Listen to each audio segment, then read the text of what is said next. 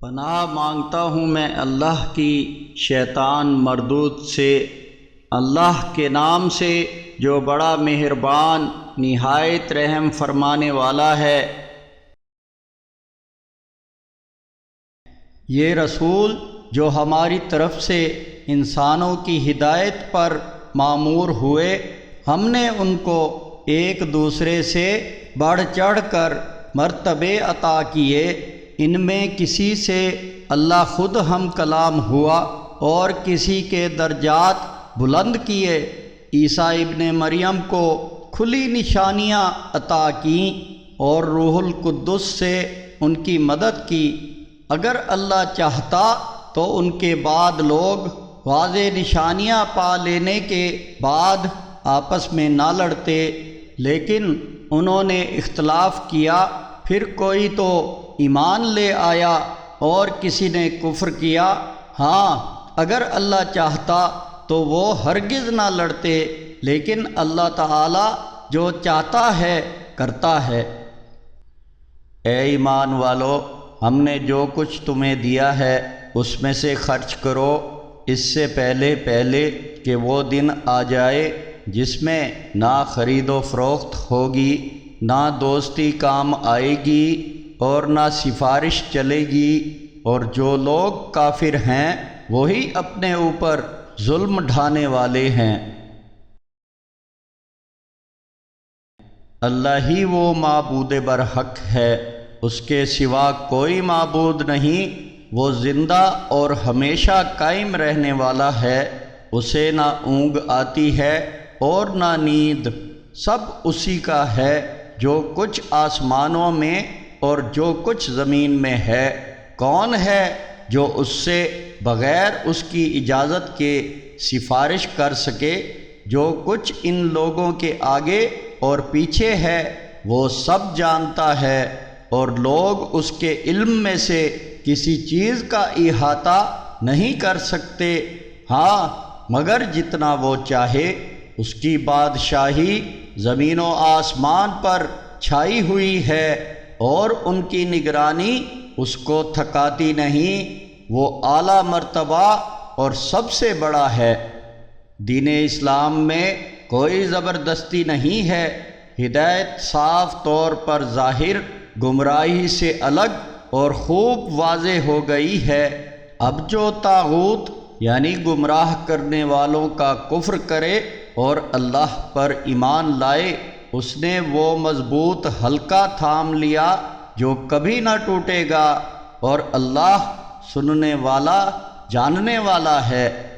اللہ ایمان والوں کا دوست ہے، وہ ان کو اندھیروں سے روشنی میں نکال لاتا ہے، اور جنہوں نے کفر کیا ان کے دوست طاغوت یعنی گمراہ کرنے والے ہیں، جو انہیں روشنی سے نکال کر اندھیروں میں لے جاتے ہیں۔ یہ لوگ جہنمی ہیں اور ہمیشہ اسی میں رہیں گے۔ کیا تم نے اس شخص کے رویے پر غور نہیں کیا جس نے ابراہیم علیہ السلام سے ان کے رب کے بارے میں جھگڑ رہا تھا؟ اس لیے کہ اللہ تعالی نے اسے حکومت عطا کی تھی۔ جب ابراہیم علیہ السلام نے کہا میرا رب تو وہ ہے جو زندگی اور موت دیتا ہے، تو اس نے کہا کہ زندگی اور موت تو میں بھی دیتا ہوں۔ ابراہیم علیہ السلام نے کہا اللہ تعالیٰ تو سورج کو مشرق سے نکالتا ہے، تو اس کو مغرب سے نکال دے۔ تو وہ کافر حیران زدہ ہو کر رہ گیا، اور اللہ ظالموں کو ہدایت نہیں دیا کرتا۔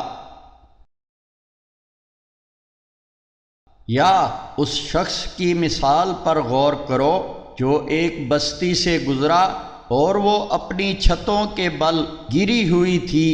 اس نے کہا کہ اللہ تعالیٰ اس بستی والوں کو موت کے بعد کیسے زندہ کرے گا؟ تو اللہ تعالیٰ نے اس کو 100 سال تک کے لیے موت دے دی، پھر اسے زندہ کر کے اٹھایا اور پوچھا تو کتنے عرصے اس حالت میں رہا؟ اس نے کہا ایک دن یا دن کا کچھ حصہ؟ فرمایا بلکہ تو 100 سال تک مردہ رہا ہے۔ اپنے کھانے پینے کی چیزوں کو دیکھ، وہ بالکل خراب نہیں ہوئی، اور تو اپنے گدھے کو دیکھ، اور یہ اس لیے کہ ہم تمہیں لوگوں کے لیے ایک نشانی بنانا چاہتے ہیں، اور تو ان ہڈیوں کو دیکھ کہ ہم کس طرح ان کو جوڑ کر اٹھاتے اور ان پر گوشت چڑھاتے ہیں۔ جب یہ سب اس پر واضح ہو گیا تو اس نے کہا کہ میں جانتا ہوں کہ اللہ تعالی ہر چیز پر خوب قادر ہے۔ اور جب ابراہیم علیہ السلام نے کہا کہ اے میرے رب، مجھے دکھا دے کہ تو مردوں کو کیسے زندہ کرے گا، فرمایا کہ کیا تم ایمان نہیں لائے؟ عرض کیا کہ کیوں نہیں، لیکن یہ خواہش اس لیے کی ہے تاکہ میرا دل مطمئن ہو جائے۔ فرمایا کہ 4 پرندے لے لو اور ان کو اپنے آپ سے مانوس کر لو، پھر ان کا ایک ایک ٹکڑا ہر پہاڑ پر ڈال دو، پھر ان کو پکارو تو وہ تمہارے پاس دوڑتے ہوئے آ جائیں گے۔ جان لو کہ اللہ زبردست حکمت والا ہے۔ جو لوگ اللہ کی راہ میں اپنا مال خرچ کرتے ہیں، ان کے مال کی مثال اس دانے کی سی ہے جس سے 7 بالیں اگیں اور ہر بالی میں 100 دانے ہوں، اور اللہ جس کے مال کو چاہتا ہے بڑھا کر دیتا ہے، اور اللہ بہت ہی کشادگی والا، سب کچھ جاننے والا ہے۔ جو لوگ اللہ کی راہ میں اپنا مال خرچ کرتے ہیں، پھر خرچ کرنے کے بعد نہ تو اس پر احسان جتاتے ہیں اور نہ کسی کو تکلیف دیتے ہیں، تو ان کے رب کے پاس ان کا اجر ہے، اور قیامت کے دن نہ ان کو کچھ خوف ہوگا اور نہ وہ غمگین ہوں گے۔ اچھی بات کہنا اور معاف کر دینا اس خیرات سے بہتر ہے جس کے بعد تکلیف پہنچائی جائے، اور اللہ بے پرواہ بردبار ہے۔ اے ایمان والو، احسان جتا کر اور تکلیف پہنچا کر اپنی خیرات ضائع نہ کرو، اس شخص کی طرح جو اپنا مال لوگوں کو دکھانے کے لیے خرچ کرتا ہے، نہ وہ اللہ پر ایمان رکھتا ہے اور نہ یوم آخرت پر، تو اس کے مال کی مثال ایک چٹان کی سی ہے جس پر کچھ مٹی پڑی ہو، پھر اس پر موسلا دھار بارش برسے اور اسے صاف کر کے چھوڑ دے۔ ایسے ریاکاروں کو ان کی کمائی سے کچھ بھی ہاتھ نہ لگے گا، اور اللہ تعالی کافر قوم کو ہدایت نہیں دیتا۔ اور جو لوگ اللہ کی رضا مندی طلب کرنے اور اپنے دلوں میں یقین و پختگی پیدا کرنے کے لیے مال خرچ کرتے ہیں، ان کے مال کی مثال اس باغ کی سی ہے جو اونچائی پر ہو، اس پر تیز بارش ہو تو دگنا پھل آئے، اور تیز بارش نہ بھی ہو تو ہلکی پھوار ہی کافی ہے، اور اللہ تمہارے کاموں کو خوب دیکھ رہا ہے۔ کیا تم میں سے کوئی یہ چاہے گا کہ اس کا کھجوروں اور انگوروں کا ایک باغ ہو جس میں نہریں بہہ رہی ہوں اور اس میں ہر قسم کے پھل ہوں، اور اس کا بڑھاپا آ جائے جبکہ اس کے بچے کمزور ہوں، پھر اس باغ کو ایک بگولا آ پکڑے جس میں آگ ہو اور وہ باغ جل جائے؟ اس طرح اللہ تمہارے لیے آیات واضح کر کے بیان فرماتا ہے تاکہ تم غور و فکر کرو۔ اے ایمان والو، پاکیزہ چیزیں اللہ کی راہ میں خرچ کرو، اپنی کمائی میں سے اور اس میں سے بھی جو ہم نے تمہارے لیے زمین میں سے نکالا ہے، اور ان چیزوں میں سے ایسی گندی چیز کو خرچ کرنے کا ارادہ بھی نہ کرنا جن کو تم خود لینا نہ چاہو گے، سوائے اس کے کہ تم اس کے بارے میں آنکھیں ہی بند کر لو، اور جان لو کہ بے شک اللہ تعالی بے پرواہ ہے، بہت زیادہ خوبیوں والا ہے۔ اور یاد رکھو، شیطان تمہیں اللہ کی راہ میں خرچ کرنے سے روکنے کے لیے فقیری سے ڈراتا ہے اور بے حیائی کے کام کرنے کو کہتا ہے، اور اللہ تم سے اپنی بخشش اور فضل و کرم کا وعدہ فرماتا ہے، اور اللہ تعالی بہت زیادہ وسعت والا، سب کچھ جاننے والا ہے۔ وہ جسے چاہتا ہے حکمت عطا فرماتا ہے، اور جسے حکمت عطا کر دی گئی تو اسے حقیقت میں بڑی دولت مل گئی، اور نصیحت تو عقل مند لوگ ہی قبول کرتے ہیں۔ اور تم اللہ کی راہ میں جو کچھ خرچ کرو یا نظر مانو، اللہ اسے جانتا ہے، اور ظالموں کا کوئی مددگار نہ ہوگا۔ اگر تم خیرات کو ظاہر کر کے دو تو یہ بھی اچھی بات ہے، اور اگر چھپا کر دو اور دو بھی ضرورت مندوں کو تو تمہارے لیے زیادہ بہتر ہے۔ اس طرح کا دینا یہ تم سے تمہاری برائیاں دور کر دے گا، اور اللہ تعالی تمہارے اعمال سے خوب باخبر ہے۔ اے نبی محمد صلی اللہ علیہ وسلم، ان لوگوں کی ہدایت تمہارے ذمہ نہیں، بلکہ ہدایت تو اللہ جسے چاہتا ہے دیتا ہے، اور جو مال تم خرچ کرو گے تو یہ تمہارے اپنے فائدے کے لیے ہوگا، اور تم صرف اللہ ہی کی رضامندی کی طلب کے لیے خرچ کرو گے، اور تم جو مال بھی اللہ کی راہ میں خرچ کرو گے اس کا تم کو پورا پورا اجر ملے گا، اور تم پر کوئی ظلم نہیں کیا جائے گا۔ صدقہ و خیرات تو ان حاجت مند لوگوں کے لیے ہیں جو اللہ کی راہ میں ایسے رکے بیٹھے ہیں کہ اپنے معاش کے لیے زمین میں چل پھر نہیں سکتے۔ ناواقف لوگ ان کے سوال نہ کرنے کی وجہ سے ان کو مالدار خیال کرتے ہیں۔ تم ان کے چہروں سے ان کو پہچان لوگے کہ حاجت مند ہیں، اور شرم کی وجہ سے منہ پھاڑ کر اور لوگوں سے لپٹ لپٹ کر نہیں مانگتے۔ تم جو مال بھی خرچ کرتے ہو اللہ کو خوب معلوم ہے۔ جو لوگ رات اور دن اپنا مال اللہ کی راہ میں خاموشی سے بھی اور اعلانیہ بھی خرچ کرتے ہیں، ان کے لیے ان کے رب کے پاس اجر ہے، اور قیامت کے دن انہیں نہ کوئی خوف ہوگا اور نہ وہ غمگین ہوں گے۔ جو لوگ سود کھاتے ہیں وہ قیامت کے دن اس شخص کی طرح کھڑے ہوں گے جسے شیطان نے چھو کر دیوانہ بنا دیا ہو۔ یہ اس لیے ہوگا کہ وہ کہتے ہیں تجارت بھی سود ہی کی طرح ہے، حالانکہ اللہ تعالی نے تجارت کو تو حلال قرار دیا ہے اور سود کو حرام کیا ہے۔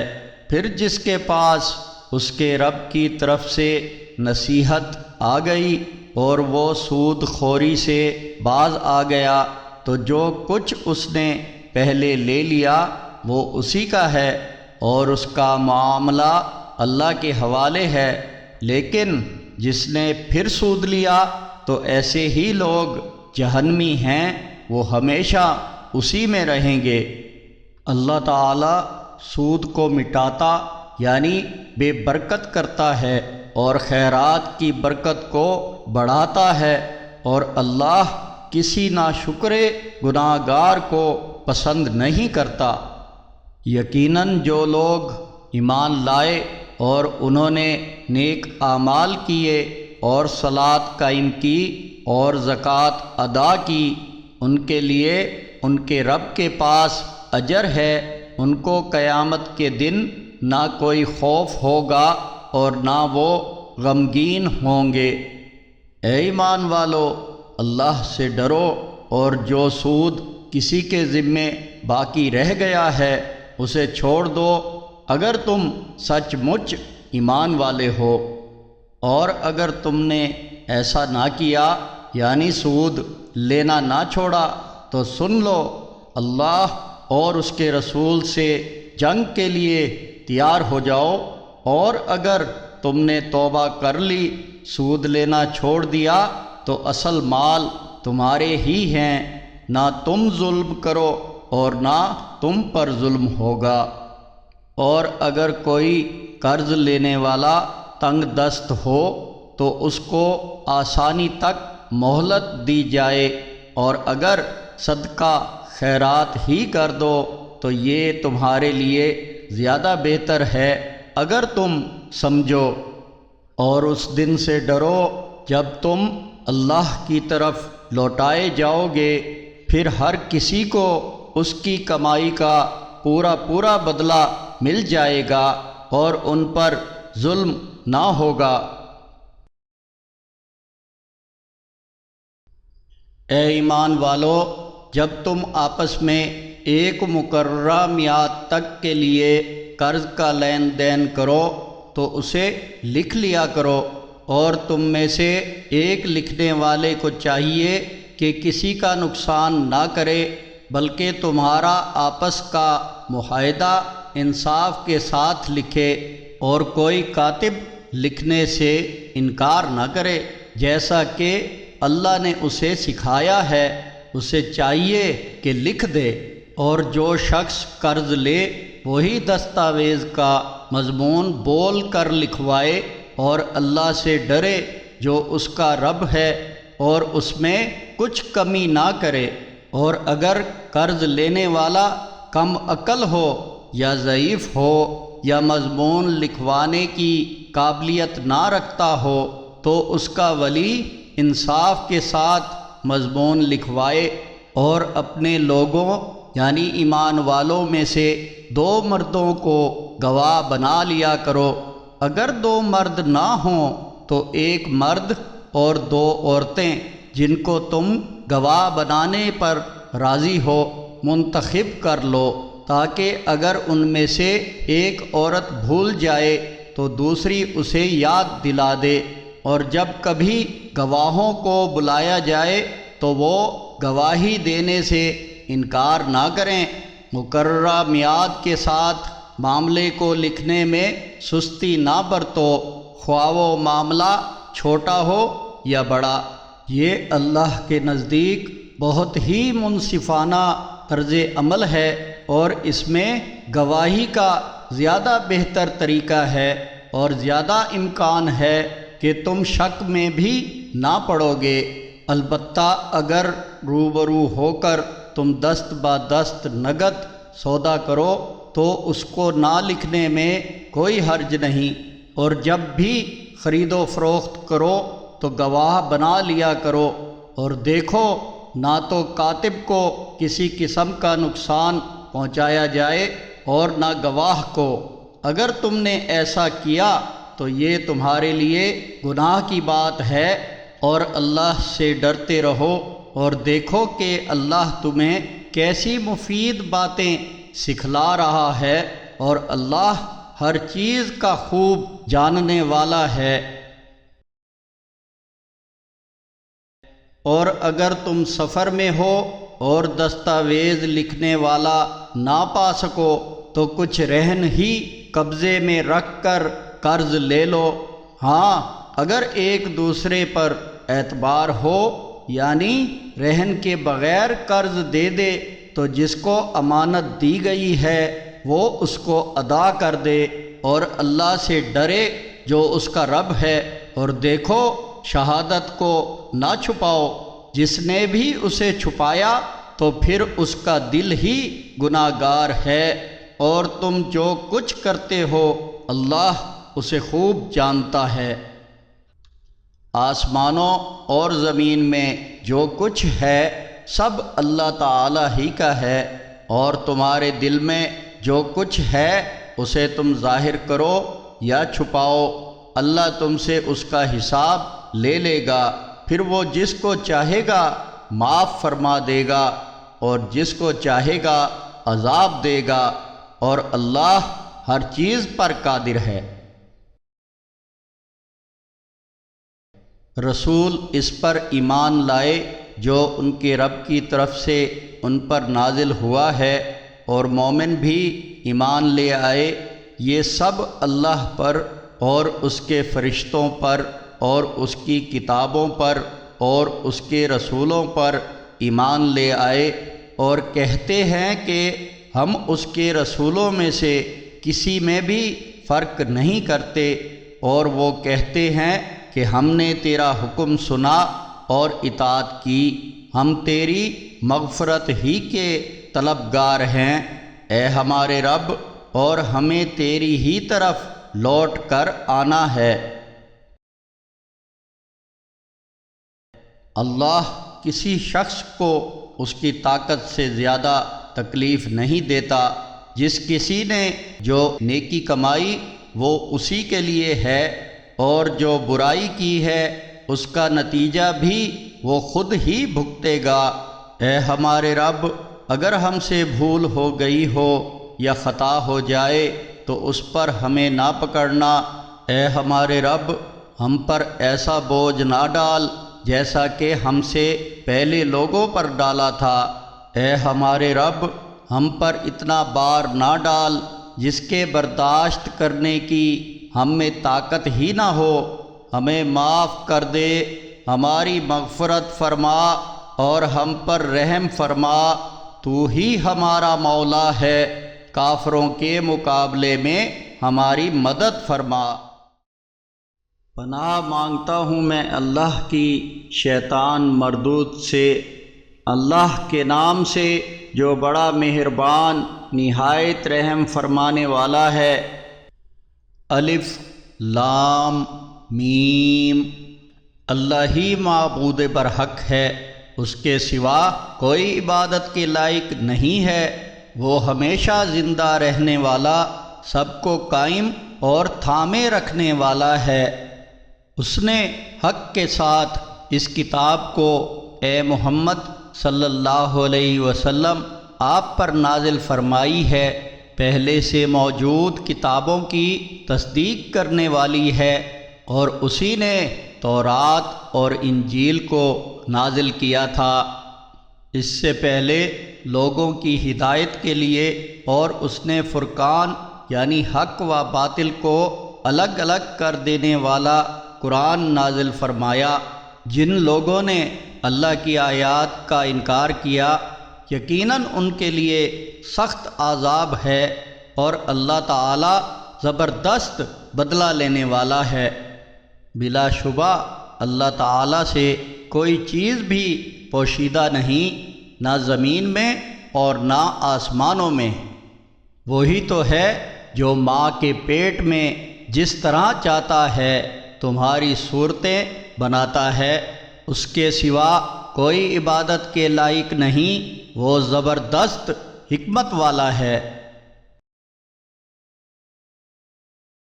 وہی ہے جس نے اے محمد صلی اللہ علیہ وسلم آپ پر یہ کتاب نازل کی ہے، اس میں محکم آیات ہیں، وہی کتاب کی اصل ہیں، اور اس میں دوسری متشابہ یعنی کئی معنوں میں ملتی جلتی آیات بھی ہیں، پس جن لوگوں کے دلوں میں کجی ہے وہ متشابہ یعنی کئی معنوں میں ملتی جلتی آیات کے پیچھے پڑ جاتے ہیں، تاکہ اس طرح فتنہ اٹھائیں اور اس کا مفہوم تلاش کریں، حالانکہ اس کا مطلب اللہ کے سوا کسی کو بھی معلوم نہیں، اور جو دین کا پختہ علم رکھنے والے ہیں وہ تو یہی کہتے ہیں کہ ہم اس پر ایمان لے آئے، یہ سب ہمارے رب کی طرف سے ہی نازل ہوا ہے، اور نصیحت تو عقل والے ہی قبول کرتے ہیں۔ اے ایمان والو، تم اپنے رب سے یوں دعائیں مانگا کرو کہ اے ہمارے رب، ہمیں ہدایت دینے کے بعد ہمارے دلوں میں کجی پیدا نہ کرنا اور ہمیں اپنی خاص رحمت عطا فرمانا، بے شک تو خوب دینے والا ہے۔ اے ہمارے رب، تو یقیناً سب انسانوں کو اس روز جمع کرنے والا ہے جس کے آنے میں کوئی شک نہیں۔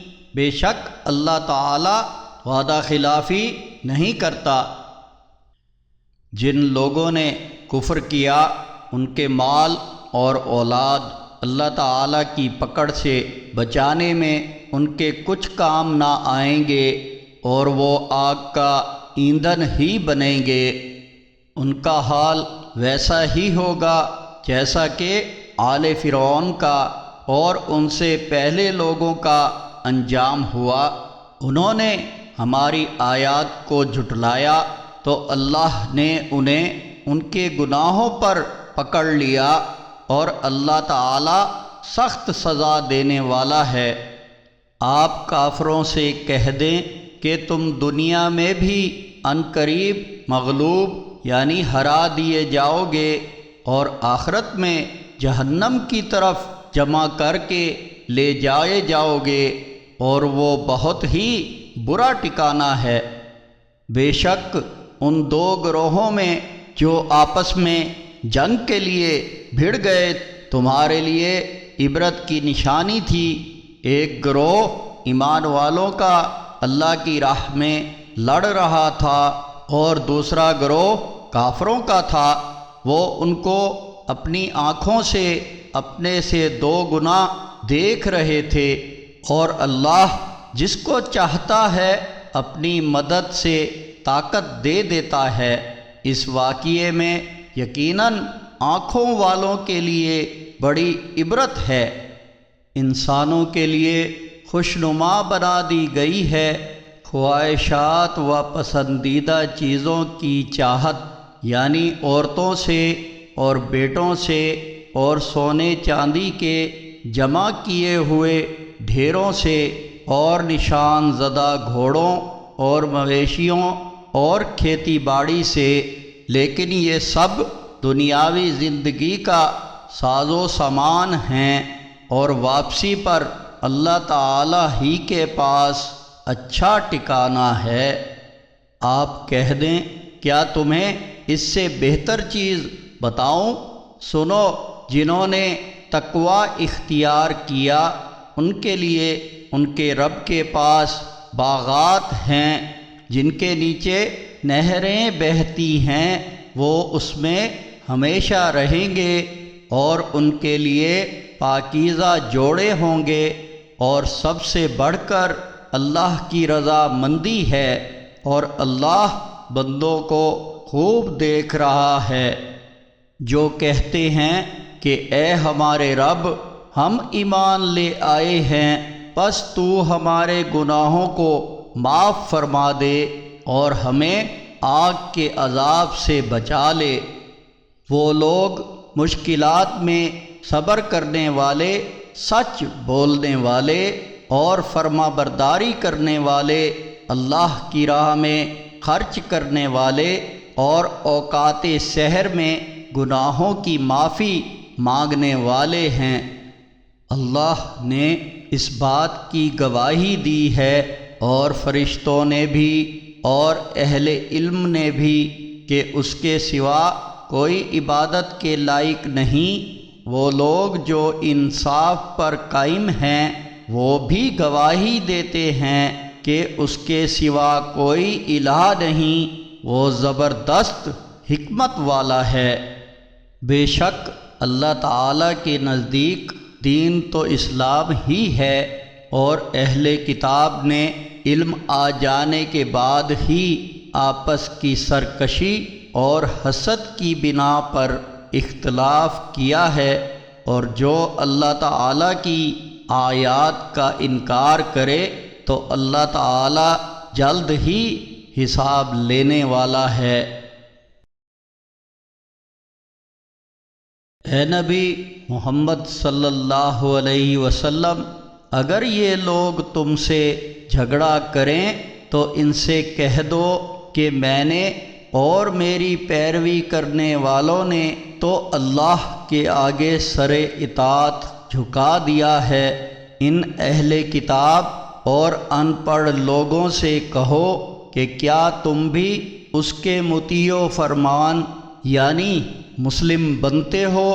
اگر یہ مسلم ہو گئے تو یقیناً ہدایت پا گئے، اور اگر یہ اللہ کا حکم نہ مانے تو آپ پر تو محض اللہ کا پیغام پہنچانے کی ذمہ داری ہے، اور اللہ تعالی بندوں کو خوب دیکھ رہا ہے۔ یقیناً جو اللہ کی آیات کا کفر کرتے ہیں اور انبیاء علیہم السلام کو ناحق قتل کرتے ہیں اور ان لوگوں کو بھی قتل کر دیتے ہیں جو لوگوں میں سے عدل و انصاف کا حکم دینے کے لیے اٹھیں، تو آپ ان لوگوں کو ایک دردناک عذاب کی خوشخبری سنا دیں۔ یہ ایسے لوگ ہیں جن کے اعمال دنیا اور آخرت دونوں میں برباد ہو گئے، اور ان کا کوئی بھی مددگار نہ ہوگا۔ کیا آپ نے ان لوگوں کے طرز عمل پر غور نہیں کیا جن کو کتاب کا کچھ حصہ دیا گیا ہے؟ جب ان کو آپس کے معاملات کا فیصلہ کرنے کے لیے کتاب اللہ کی طرف بلایا جاتا ہے تو ان میں سے ایک گروہ منہ پھیر کر پیچھے ہٹ جاتا ہے۔ ان کا یہ رویہ اس سبب سے ہے کہ وہ کہتے ہیں کہ ہمیں جہنم کی آگ ہرگز نہ چھوئے گی مگر گنتی کے چند روز۔ ان کی گھڑی گھڑائی باتوں نے ان کو دین کے معاملے میں دھوکے میں ڈال دیا ہے۔ پھر اس وقت ان کا کیا حال ہوگا جب ہم ان کو اس دن جمع کریں گے جس کے آنے میں کوئی بھی شک نہیں، اور ہر ایک کو اس کے کیے ہوئے اعمال کا پورا پورا بدلہ دیا جائے گا اور ان پر ظلم نہ کیا جائے گا۔ آپ کہو کہ اے اللہ بادشاہی کے مالک، تو جسے چاہے بادشاہی کا اقتدار عطا فرمائے اور جس سے چاہے بادشاہی چھین لے، اور جسے چاہے عزت دے اور جسے چاہے ذلیل کر دے۔ سب خیر تیرے ہی ہاتھ میں ہے، اور بلا شبہ تو ہی ہر چیز پر قادر ہے۔ تو ہی رات کو دن میں داخل کرتا ہے اور دن کو رات میں داخل کرتا ہے۔ تو ہی زندہ کو مردے میں سے نکالتا ہے اور مردہ کو زندہ میں سے نکالتا ہے، اور تو جسے چاہتا ہے بے حساب رزق دیتا ہے۔ مومنوں کو چاہیے کہ وہ مومنوں کو چھوڑ کر کافروں کو دوست نہ بنائیں، اور جو ایسا کرے گا تو اللہ سے اس کا کوئی تعلق نہ رہے گا۔ ہاں البتہ اس حالت میں کہ تم ان سے بچاؤ کے لیے کوئی طریقہ اختیار کر لو، اور اللہ تمہیں اپنی ذات کے قہر و غضب سے ڈراتا ہے، اور تمہیں اللہ ہی کی طرف لوٹنا ہے۔ اے نبی محمد صلی اللہ علیہ وسلم، ان سے کہو کہ جو تمہارے سینوں میں ہے اسے خواہ چھپائے رکھو یا ظاہر کر دو، اللہ اسے جانتا ہے۔ اسے تو وہ سب بھی معلوم ہے جو آسمانوں اور زمین میں ہے، اور اللہ ہر چیز پر قادر ہے۔ اس دن جب ہر ایک اپنی کی ہوئی نیکی کو اپنے سامنے پا لے گا اور اپنی کی ہوئی برائی کو بھی دیکھ لے گا تو آرزو کرے گا کہ کاش اس میں اور اس کی برائی میں بہت دوری ہوتی، اور اللہ تمہیں اپنی ذات سے ڈراتا ہے اور اللہ اپنے بندوں پر بڑا ہی مہربان ہے۔ اے نبی محمد صلی اللہ علیہ وسلم، ان سے کہہ دو کہ اگر تم اللہ سے محبت کرتے ہو تو میری فرما برداری کرو، اللہ تم سے محبت کرے گا اور تمہارے گناہ معاف کر دے گا، اور اللہ بہت معاف کرنے والا بڑا مہربان ہے۔ آپ کہہ دو کہ اللہ کا حکم مانو اور اس کے رسول کا حکم مانو، پھر اگر وہ منہ پھیر لیں تو بے شک اللہ کافروں سے محبت نہیں کرتا۔ بے شک اللہ نے آدم علیہ السلام کو اور نوح علیہ السلام کو اور ابراہیم علیہ السلام کے خاندان اور عمران کے خاندان کو تمام جہان کے لوگوں میں سے اپنی رسالت کے لیے منتخب کیا۔ ان میں سے بعض کی اولاد تھے، اور اللہ ہر ایک کی بات سننے والا ہے اور ہر چیز کا جاننے والا ہے۔ یاد کرو جب عمران کی بیوی نے کہا کہ اے میرے رب، جو بچہ میرے پیٹ میں ہے اس کو میں نے دنیاوی معاملات سے آزاد کر کے تیرے ہی کام کے لیے وقف کیا ہے، تو میری طرف سے قبول فرما لے، یقیناً تو بہت سننے والا اور پوری طرح جاننے والا ہے۔ پھر جب اس کے ہاں لڑکی پیدا ہوئی تو عمران کی بیوی نے کہا کہ اے میرے رب، میرے تو لڑکی پیدا ہوئی ہے، اور اللہ خوب جانتا ہے کہ اس کے کیا پیدا ہوا، اور لڑکا تو لڑکی کی مانند نہیں ہو سکتا، اور میں نے اس کا نام مریم رکھا ہے، اور میں اس کو اور اس کی اولاد کو شیطان مردود سے تیری پناہ میں دیتی ہوں۔ اس کے رب نے اسے اچھی طرح قبول کیا اور بہترین طریقے سے اس کی پرورش کرائی، اور زکریا علیہ السلام کو اس کی خیر خبر لینے والا بنایا۔ اور جب کبھی زکریا علیہ السلام حجرے میں اس کے پاس جاتے تو اس کے پاس کچھ کھانا پاتے۔ ایک دفعہ زکریا علیہ السلام نے کہا کہ اے مریم، یہ تمہارے پاس کہاں سے آیا؟ انہوں نے جواب دیا کہ یہ اللہ کے پاس سے آیا ہے، بے شک اللہ جس کو چاہتا ہے بے حساب رزق دیتا ہے۔ اس وقت زکریا علیہ السلام نے اپنے رب سے دعا کی، کہا کہ اے میرے رب، مجھے اپنے پاس سے پاکیزہ اولاد عطا فرما دے، بے شک تو دعا سننے والا اور قبول کرنے والا ہے۔ جب وہ عبادت خانے میں کھڑے صلاۃ ادا کر رہے تھے تو فرشتوں نے زکریا علیہ السلام کو آواز دی اور کہا کہ اللہ تعالی تمہیں یحییٰ کی خوشخبری دیتا ہے، جو اللہ کے کلمہ یعنی عیسیٰ علیہ السلام کی تصدیق کرنے والا، سردار اور عورتوں سے بچنے والا پاک باز نبی ہوگا اور نیک لوگوں میں سے ہوگا۔ زکریا علیہ السلام نے کہا کہ اے میرے رب، میرے لڑکا کیسے ہوگا؟ مجھے تو بڑھاپا آ گیا اور میری بیوی بانجھ ہے۔ اللہ تعالیٰ نے فرمایا کہ اسی طرح ہوگا، اللہ جو چاہتا ہے کرتا ہے۔ زکریا علیہ السلام نے کہا اے میرے رب، میرے لیے کوئی نشانی مقرر کر دے۔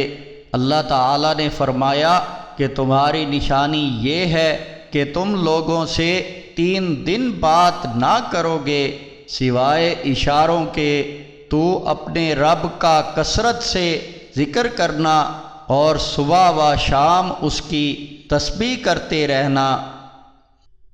اور جب فرشتوں نے کہا کہ اے مریم، بے شک اللہ تعالیٰ نے تمہیں چن لیا، اور پاک کر دیا اور دنیا کی عورتوں میں سے منتخب کر لیا ہے۔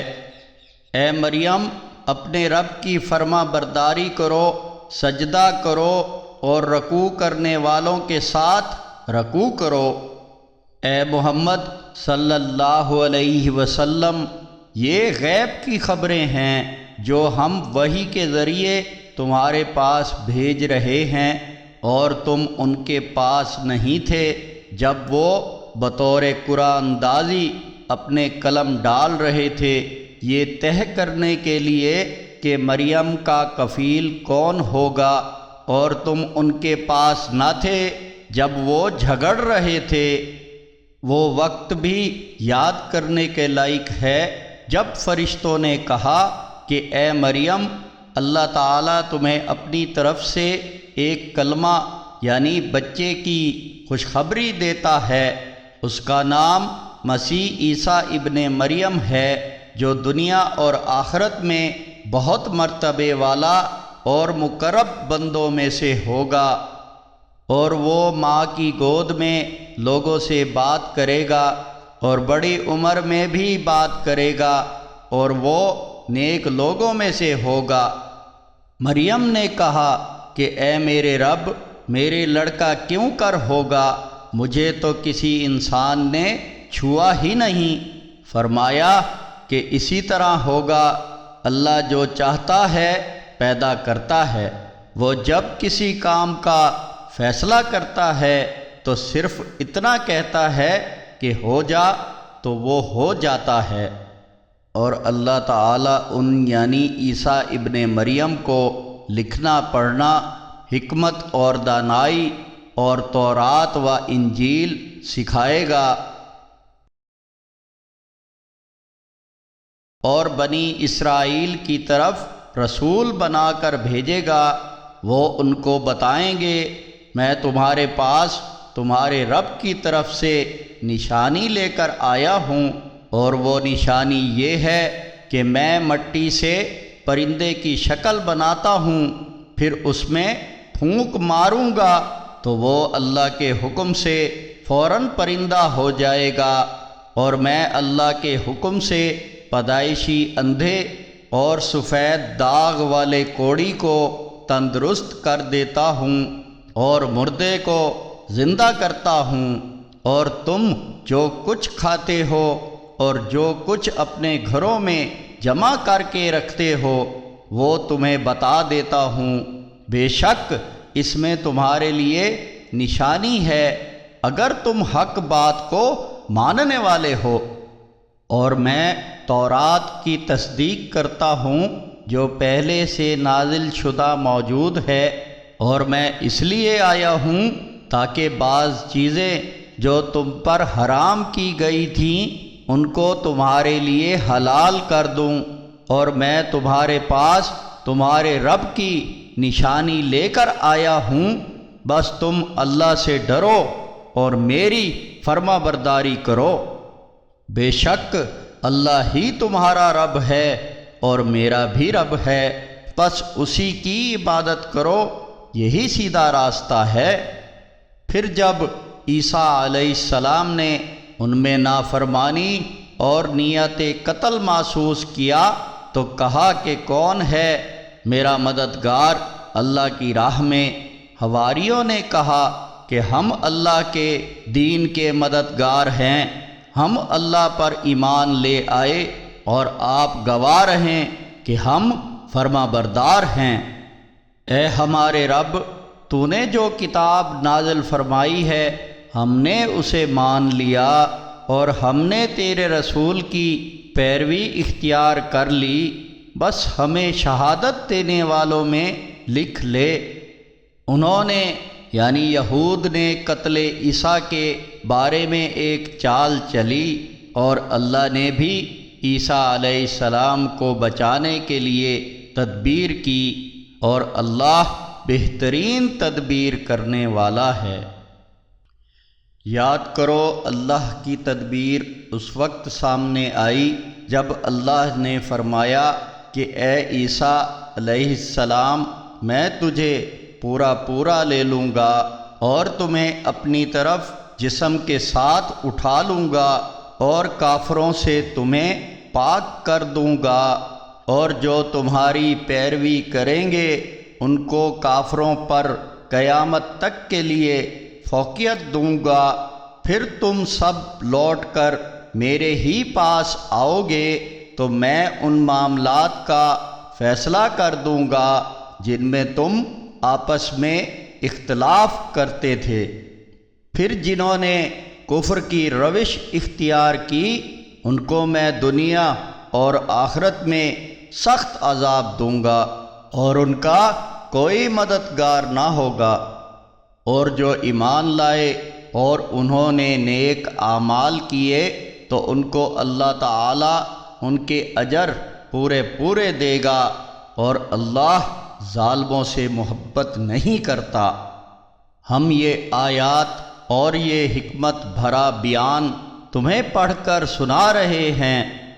بلا شبہ اللہ تعالیٰ کے نزدیک عیسیٰ علیہ السلام کی مثال آدم علیہ السلام کی مثال جیسی ہے۔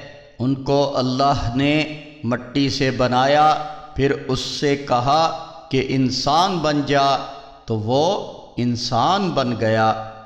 یہ عیسیٰ علیہ السلام کا واقعہ تمہارے رب کی طرف سے حق ہے تو تم ہرگز شک کرنے والوں میں سے نہ ہونا۔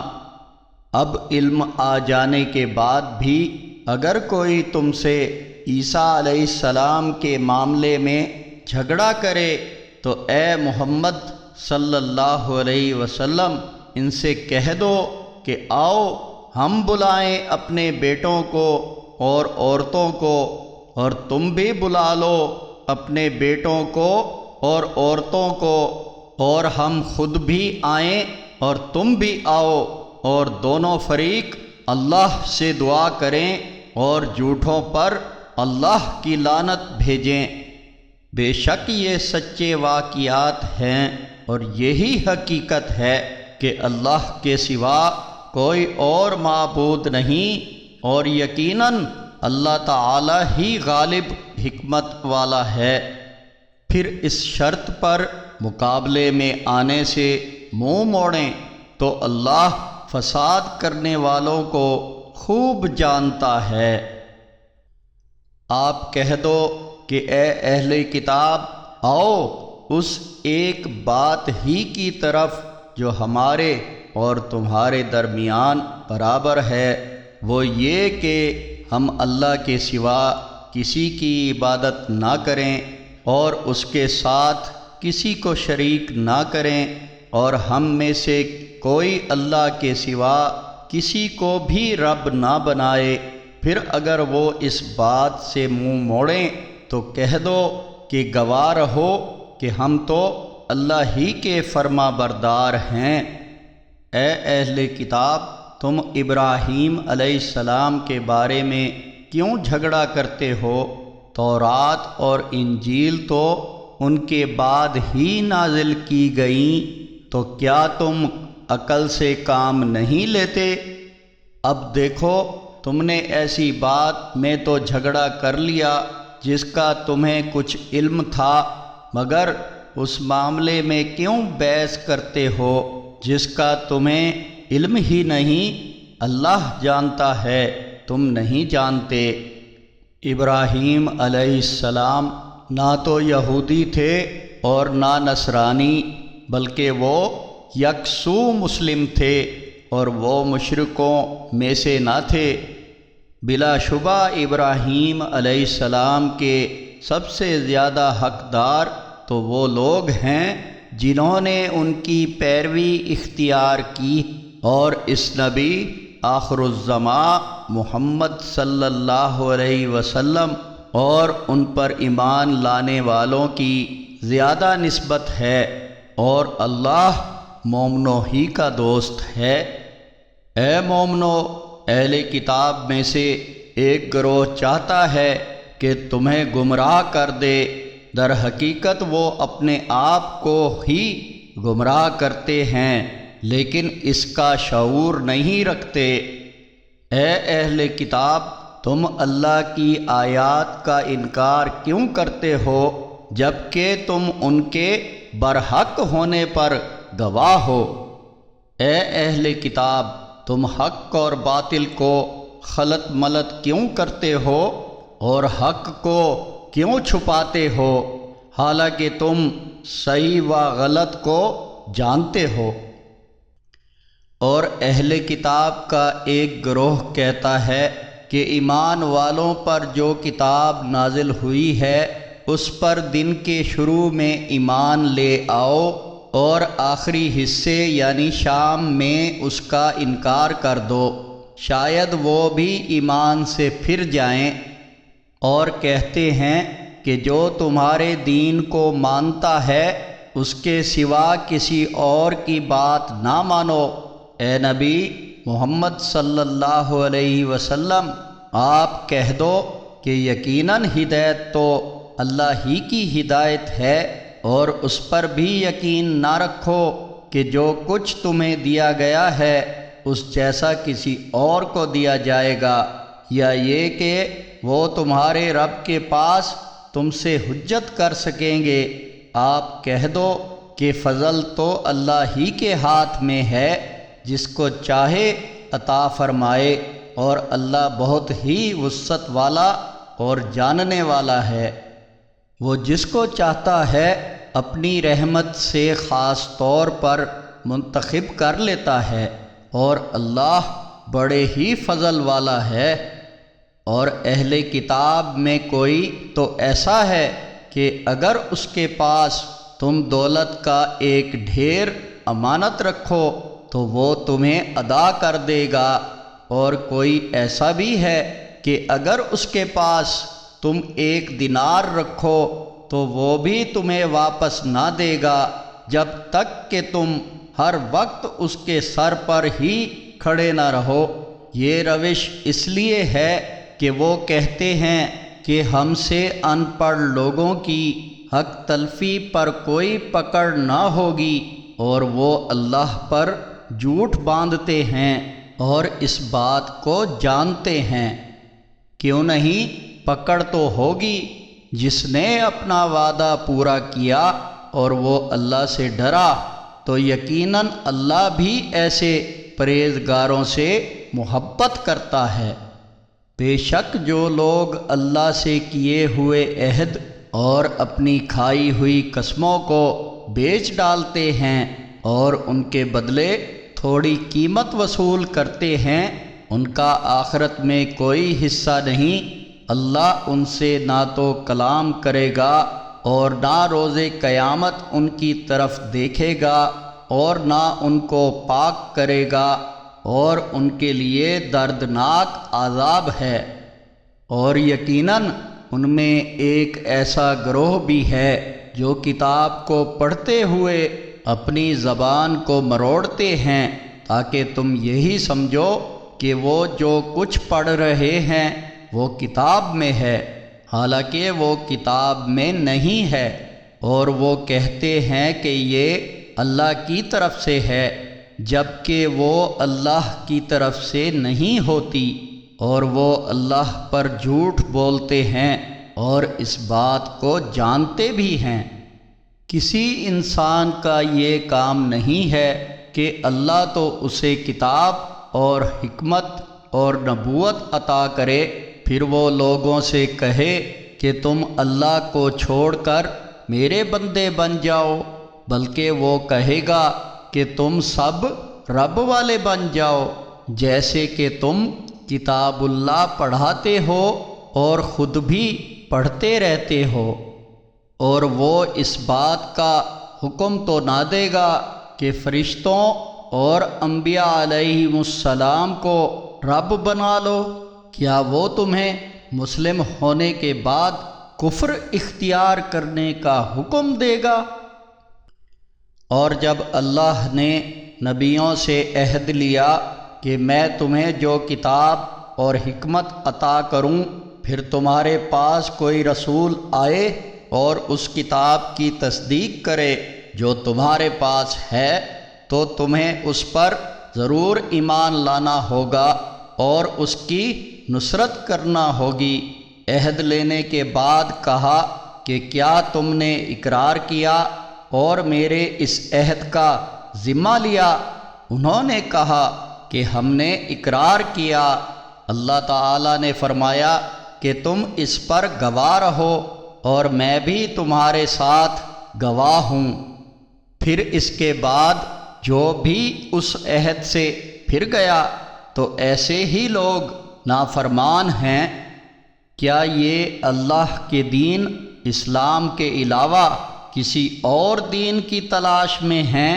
حالانکہ آسمان اور زمین میں جو کچھ ہے سب خوشی یا ناخوشی سے اسی کے فرما بردار ہیں اور یہ اسی کی طرف لوٹائے جائیں گے۔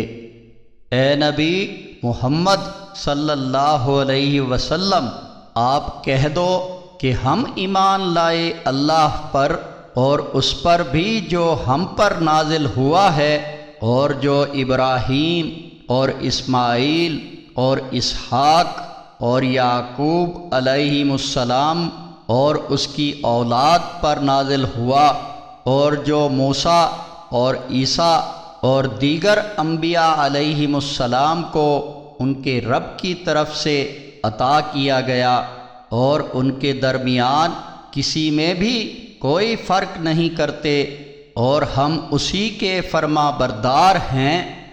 اور جو کوئی اسلام کے علاوہ کسی اور دین کا طالب ہوگا تو وہ اس سے ہرگز قبول نہ کیا جائے گا، اور وہ آخرت میں نقصان اٹھانے والوں میں ہوگا۔ اللہ ایسے لوگوں کو کیوں کر ہدایت دے گا جو ایمان لا کر کافر ہو گئے، جبکہ وہ اس کی گواہی بھی دے چکے تھے کہ یہ رسول سچے ہیں، اور ان کے پاس اس کی واضح نشانیاں بھی آ گئی تھیں۔ اللہ ایسے ظالموں کو ہدایت نہیں دیتا۔ ان کی سزا یہی ہے کہ ان پر اللہ کی لعنت ہو، فرشتوں اور سارے انسانوں کی لعنت ہو۔ اس لعنت میں ہمیشہ رہیں گے، نہ ان کے عذاب میں کمی ہوگی اور نہ ان کو مہلت ملے گی، سوائے ان کے جو اس کے بعد توبہ کریں اور اصلاح کر لیں، تو یقیناً اللہ بہت زیادہ مغفرت فرمانے والا اور رحم فرمانے والا ہے۔ جن لوگوں نے ایمان لانے کے بعد کفر کیا پھر کفر میں بڑھتے ہی رہے، ان کی توبہ ہرگز قبول نہ ہوگی، اور یہی لوگ گمراہ ہیں۔ بلا شبہ جن لوگوں نے کفر کیا اور وہ کفر ہی کی حالت میں مر گئے تو ان میں کسی سے بھی زمین بھر سونا بھی فدیے میں قبول نہ کیا جائے گا، ان کے لیے دردناک عذاب ہے اور ان کا کوئی بھی مددگار نہ ہوگا۔